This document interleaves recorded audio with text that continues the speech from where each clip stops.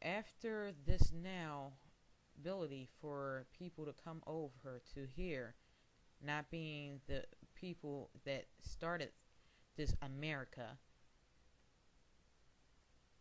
these people were bringing over other traditions too. Gypsy being one, those travelers who bring their, their spirituality and their connections and things like that. These people from Italy, these people from Ireland, these people from certain regions within Norway, they were starting to actually get a chance to come over and get away from what they were being pushed out of their lands over there for. They were treated just as bad as slaves.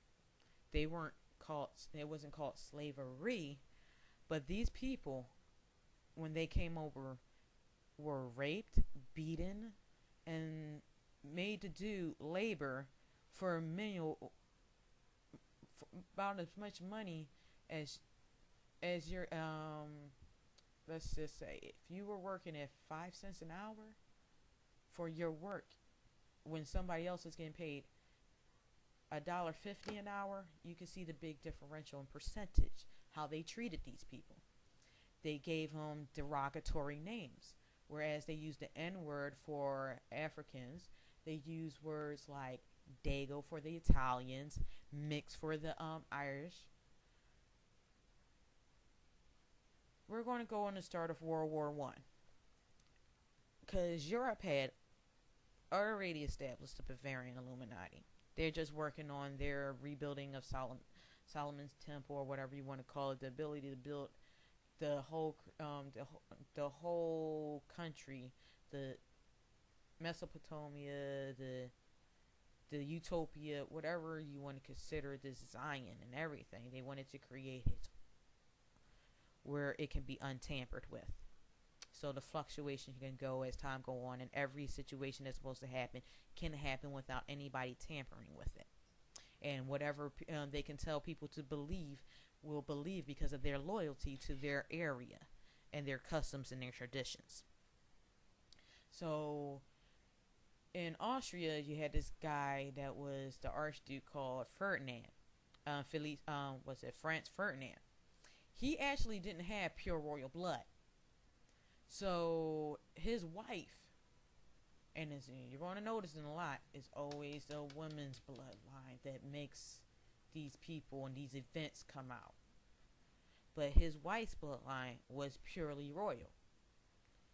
His family used that to be able to bring him in, and he was a stool pigeon for a while, but he was an opinionated stool pigeon, which made it hard for them to accept. He was like the Kennedy back then. Yeah, we're going to bring you into office. You need to do what I say. And then Kennedy found out certain things. It was like, oh no.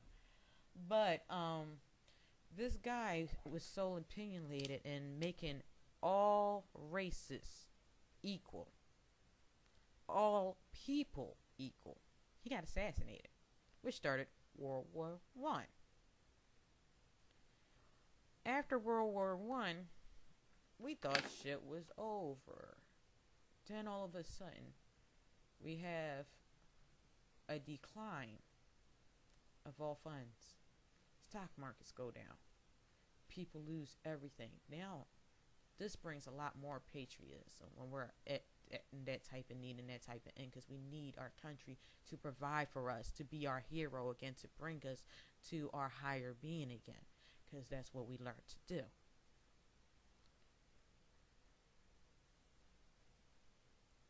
So,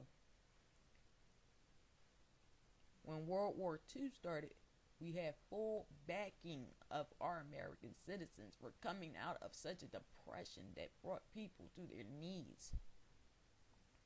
We never understood what World War II consisted of. We just heard Hitler was killing Jews. Cute. They didn't say Hitler was also what we consider a military man. He was in their forces. He used to sit down and bust it up with the Pope Pius. Had meetings with him. Then also he used to talk to our own president. He used to go to Britain. He got appointed cardinal from the Vatican.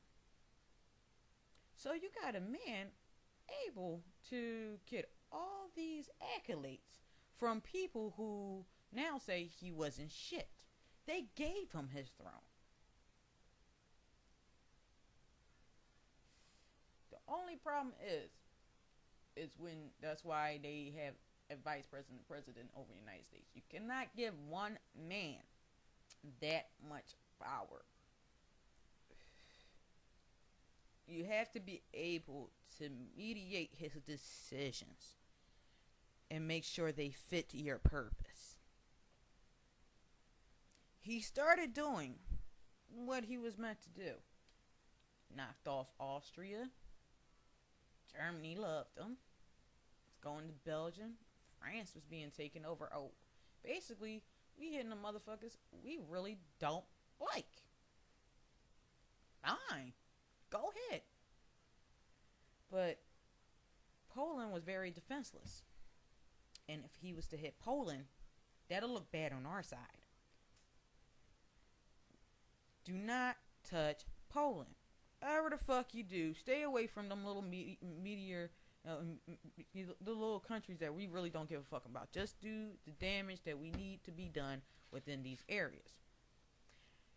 I've listened to a lot of Hitler's speeches, and they're very interesting because I've read into the genetics and stuff like that.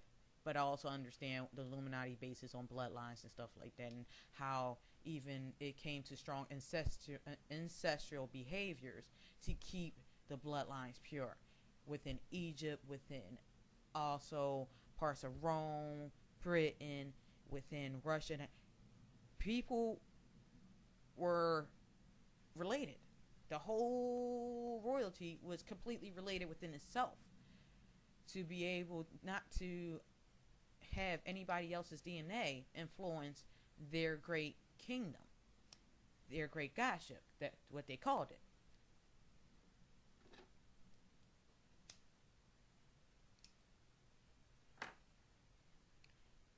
So Hitler was going to have a big head anytime you got tens of thousands of followers just coming and saying, we know what you're talking about. It is what you're saying it is.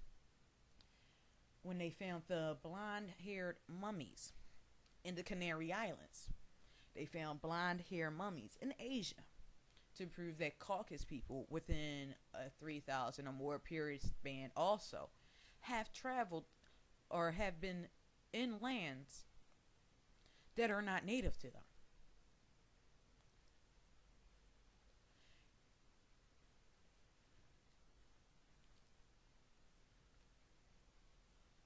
The Aryan nation was taken down on one principle.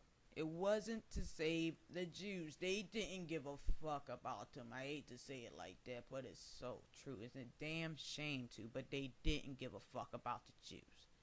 They gave a fuck about a man who was turning himself to be what we consider an Antichrist figure or whatever.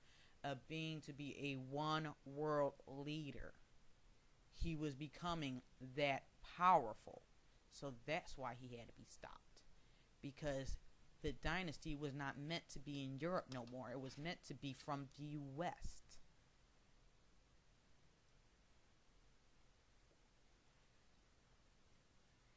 So after Hitler's downfall, and it's only took him down or whatever, you got a couple years later, Russia's just now going through it.